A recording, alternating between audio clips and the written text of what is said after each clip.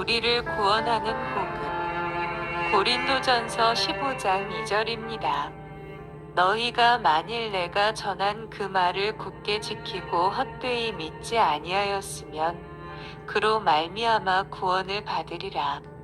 기독교 교리들은 서로 균형을 이루어야 합니다. 한 가지 진리만 지나치게 강조하면서 나머지 진리는 모두 무시하거나 소홀히 하면 심각한 잘못을 저지를 위험이 큽니다. 그러나 복음의 탁월함은 다릅니다. 복음은 아무리 강조해도 지나치지 않습니다. 복음은 하나님이 인간에게 허락하신 가장 위대한 계시이자 인간을 구원하는 메시지이기 때문입니다. 복음은 우리가 굳게 붙잡아야 할 유일한 메시지입니다.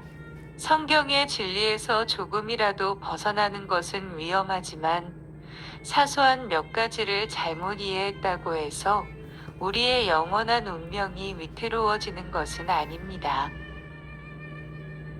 그러나 복음을 잘못 이해하면 모든 것이 결판납니다. 복음의 탁월함을 인정하지 않는 것은 곧 복음을 잘못 이해하는 것입니다. 본문에서 구원을 받으리라라고 번역된 헬라어 동사의 시제는 현재입니다. 현재 시제는 현재의 과정과 장래의 현실을 모두 포함합니다. 따라서 이 말은 너희가 구원받는 중이다라고 번역할 수 있습니다. 성경은 구원을 과거와 현재와 미래, 이렇게 세 가지 시제로 묘사하고 있다는 사실을 잊지 말아야 합니다. 이 세 가지 시제나 구원의 측면 가운데 어느 하나라도 무시하면 구원을 바라보는 관점이 왜곡되거나 정상적이지 않을 수밖에 없습니다. 하나님은 그리스도인을 정죄함에서 구원하셨습니다. 이것은 회심하는 순간에 일어납니다. 그리스도인이 복음에 관한 하나님의 증언을 믿을 때 하나님은 그 믿음을 그의 의로 여기십니다. 성경은 이를 칭이라고 부릅니다. 그리스도인은 죄의 권세에서 구원받고 있습니다. 이것은 점진적인 과정으로 성경은 이를 성화라고 일컫습니다. 그리스도인은 하나님이 만드신 바이며 하나님은 그분의 기쁘신 뜻을 위하여 믿는 자 안에서 역사하십니다. 하나님은 말씀과 성령, 시련과 환난, 축복과 훈육을 통해 그리스도인을 계속 변화시켜 그의 삶 전체가 예수 그리스도의 형상을 본받게 하십니다. 그리스도인은 죄의 권세와 영향력에서 영원히 완전하게 벗어날 것입니다. 이 마지막 단계를 우리는 영화라고 부릅니다. 이 단계도 처음 두 단계만큼 확실합니다. 선한 사역을 시작하신 하나님이 그 일을 온전히 이루실 것이 확실하기 때문입니다. 바울 사도는 구원의 황금 사슬로 알려진 진리를 이렇게 선언했습니다. 로마서 8장 28절에서 30절입니다. 우리가 알거니와 하나님을 사랑하는 자, 곧 그의 뜻대로 부르심을 입은 자들에게는 모든 것이 합력하여 선을 이루느니라. 하나님이 미리 아신 자들을 또한 그 아들의 형상을 본받게 하기 위하여 미리 정하셨으니 이는 그로 많은 형제 중에서 맏아들이 되게 하려 하심이니라. 또 미리 정하신 그들을 또한 부르시고 부르신 그들을 또한 의롭다 하시고 의롭다 하신 그들을 또한 영화롭게 하셨느니라. 이 시대는 사소하고 일시적인 것을 매우 귀하게 여깁니다. 하나님의 백성은 그런 것에 관심을 기울여서는 안 됩니다. 그런데도 우리는 일시적인 즐거움이 무한한 가치라도 있는 것처럼 애지중지합니다. 우리는 복음의 가장 위대한 약속은 구원이라는 진리를 굳게 붙잡아야 합니다. 복음은 구원을 주시는 하나님의 능력이며 주의 이름을 부르는 자는 누구나 구원받는다는 진리 앞에 다른 약속이나 축복은 모두 그 빛을 잃고 맙니다. 베드로 사도의 말에 따르면 믿음의 결국은 구원입니다. 구원은 그리스도께서 그분의 백성을 위해 행하신 모든 일의 궁극적인 목적입니다. 구원은 그리스도인의 가장 큰 갈망이자 그가 도달하려고 애쓰는 최종 목표입니다. 예수 그리스도의 복음을 통한 구원의 완성은 하나님이 주시는 가장 큰 선물이요. 그리스도인이 바라는 가장 큰 희망이자 동기입니다. 그리스도를 믿기 전에 우리와 그때에 우리가 마땅히 받았어야 할 형벌을 생각하면 복음의 위대함을 더욱 크게 찬양하지 않을 수 없습니다. 우리는 본성으로나 행위로나 영락없는 죄인이었습니다. 온전히 부패한 상태였습니다. 하나님의 의로운 법정 앞에서 변명은커녕 애원조차 할 수 없는 범죄자여 범법자였습니다. 우리는 영원한 정죄와 죽음을 당할 수밖에 없는 상태였습니다. 그러나 이제는 하나님의 아들의 피가 우리를 구원합니다. 우리는 무기력한 죄인이요 하나님의 원수였지만 그리스도께서 경건하지 않은 자들을 위해 죽으셨습니다. 전에 멀리 있던 우리가 이제 그분을 통해 가까워졌습니다. 우리는 그분 안에서 그분의 은혜의 풍성함을 따라 그분의 피를 통해 속량, 곧 죄사함을 받았습니다. 우리는 죄에서 구원받아 하나님과 화목했고 그분의 자녀로서 그분과 교제를 나눕니다. 무엇을 더 바랄 수 있으며 무엇이 더 필요하겠는가요?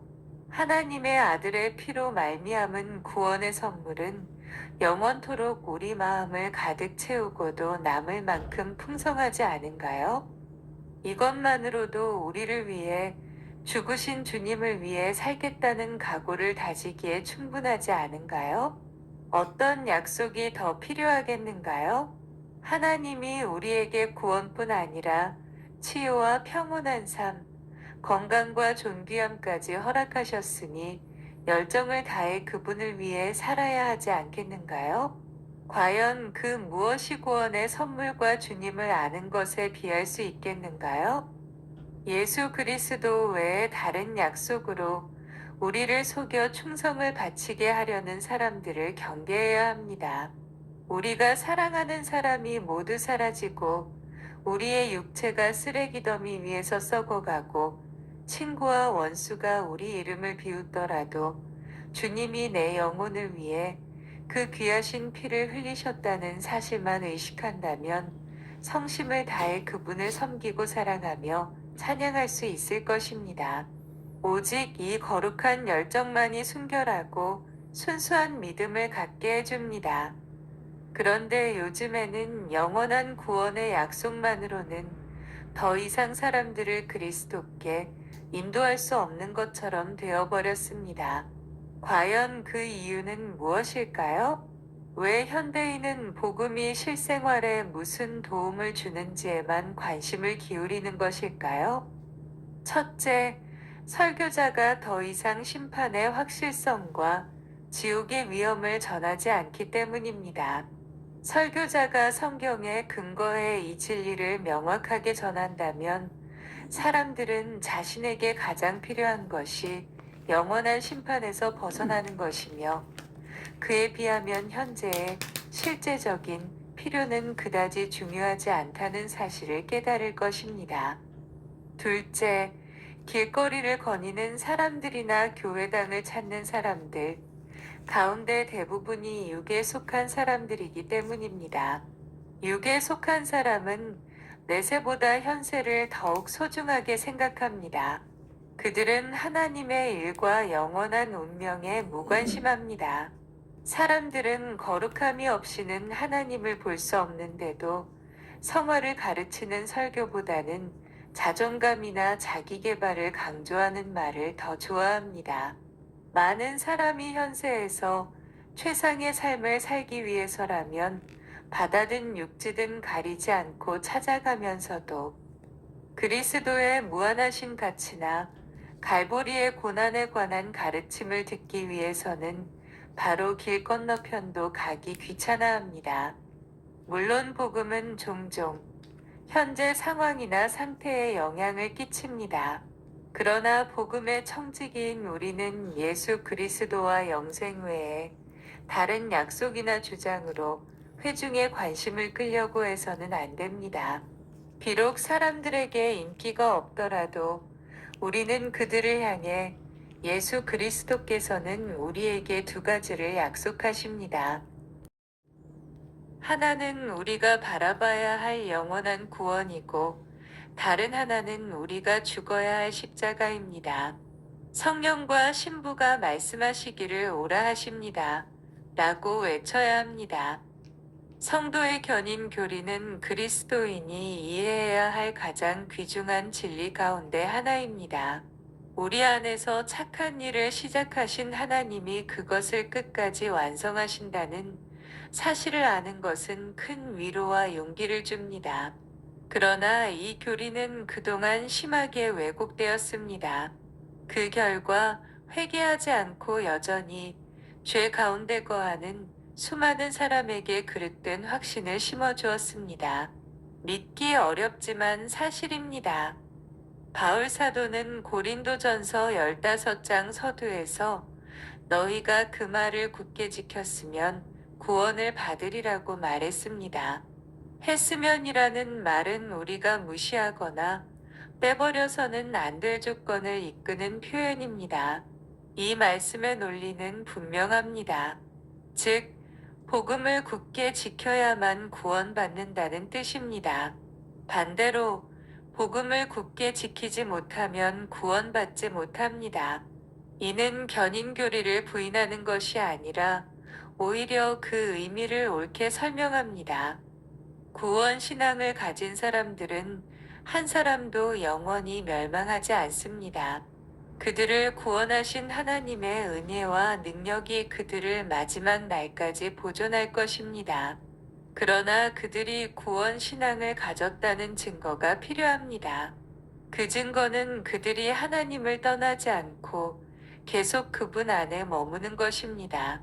그들은 여전히 육신과 싸우며 많은 실패를 경험하지만 삶의 전반적인 과정을 거치면서 믿음과 경건이 더욱 뚜렷해집니다. 그들의 인내가 그들을 구원하거나 그들을 은혜의 수혜자로 만드는 것은 아니지만 그런 표징은 곧 그들이 믿음으로 구원받았다는 증거입니다. 다시 말해 그리스도를 믿는 믿음을 고백한 사람이 그 믿음을 끝까지 지키고 살아가는 동안 점점 거룩해진다면 그것은 곧 그의 회심이 사실이라는 명백한 증표입니다. 그리스도를 믿는 믿음을 고백했으면서도 조금도 거룩해지지 않았다면 그는 구원을 잃은 것이 아니라 처음부터 진정으로 회심하지 않은 것입니다. 구원에 관한 성경의 가르침이 모두 이 진리를 뒷받침합니다. 예수님은 믿음으로 끝까지 견디는 사람이 구원을 얻을 것이라고 말씀하셨습니다. 또한 씨 뿌리는 자의 비유에서 많은 사람이 하나님 나라의 복음을 받아들일 테지만 그 가운데 대부분은 환난과 박해, 세상의 염려와 재물의 유혹 때문에 믿음을 버릴 것이라고 암시하셨습니다. 요한 사도도 에베소에서 교회를 떠난 사람들을 염두에 두고 그들이 우리에게서 나갔으나 우리에게 속하지 아니하였나니 만일 우리에게 속하였더라면 우리와 함께 거하였으려니와 그들이 나간 것은 다 우리에게 속하지 아니함을 나타내려 함이니라 고 말했습니다. 다시 강조하지만 이런 성경 말씀은 그리스도 안에서 그리스도인이 누리는 안전을 부정하는 것이 아닙니다. 진정으로 거듭난 하나님의 자녀는 그 안에서 착한 일을 시작하신 하나님의 능력과 신실하심 덕분에 끝까지 믿음 안에 머물 것입니다. 그러나 이런 경고의 말씀은 기독교 신앙 안에서 중요한 역할을 하기 때문에 결코 무시해서는 안 됩니다. 이 말씀들은 참된 회심과 거짓 회심을 구별할 수 있게 도와줄 뿐 아니라 그리스도인에게 경각심을 불러일으켜 부르심과 택하심을 굳게 하는데 힘쓰도록 독려합니다.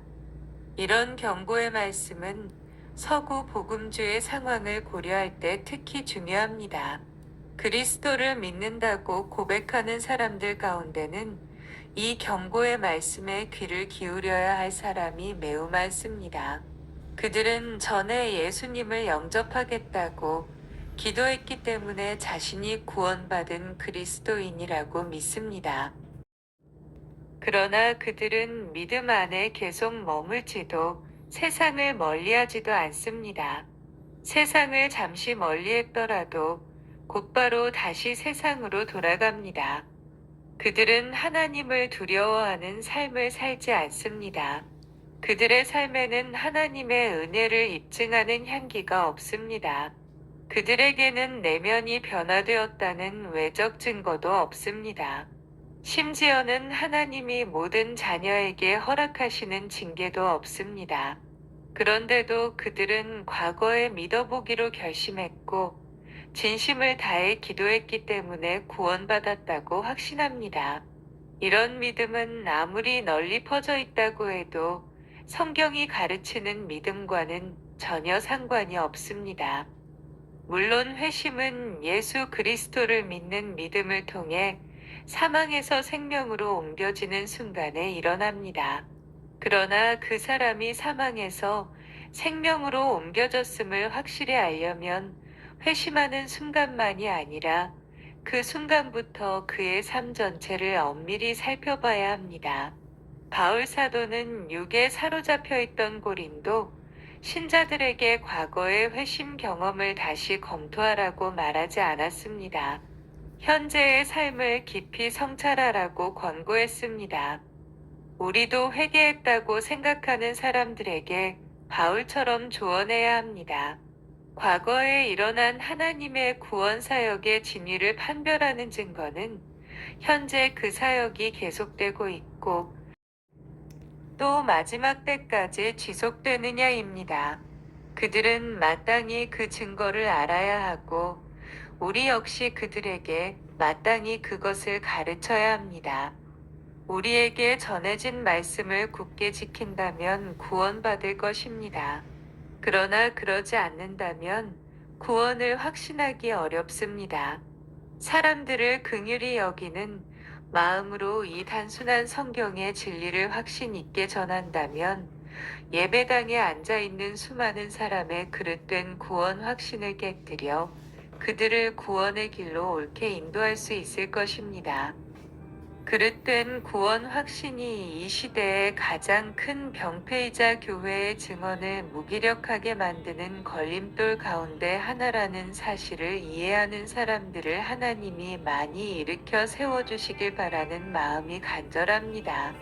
주일마다 예배당에 찾아와 사람들이 자리 잡고 앉아있는 교인석이 서구 사회의 가장 넓은 선교 현장이라는 사실을 과연 언제쯤이면 깨닫게 될까요?